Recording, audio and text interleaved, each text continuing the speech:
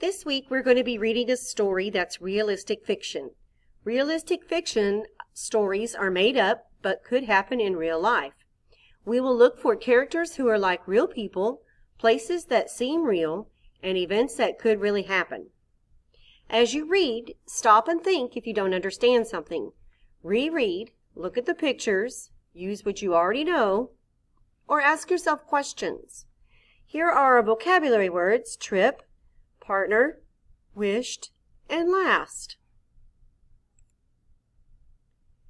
This is Elisa Shivari. She's the illustrator that you can go back and read some more about later.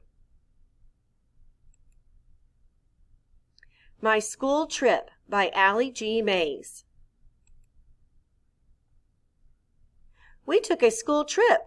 First we took a bus. Nan was my partner. Nan was new at school. Was Nan mad? Was Nan sad? The trip was to Butterfly Garden. Pam had a butterfly. Dan had a butterfly. I wished I had a butterfly.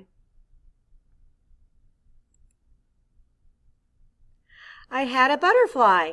Nan was sad. Nan had a butterfly.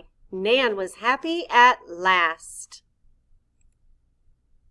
Nan is my new friend.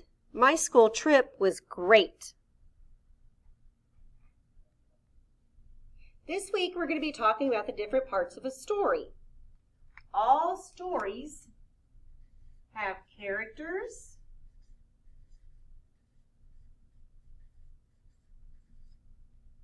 and all stories have a setting.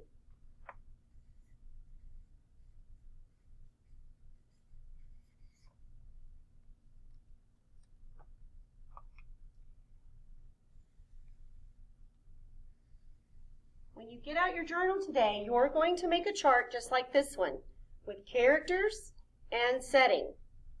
The characters in the story are the people or animals that the story is about.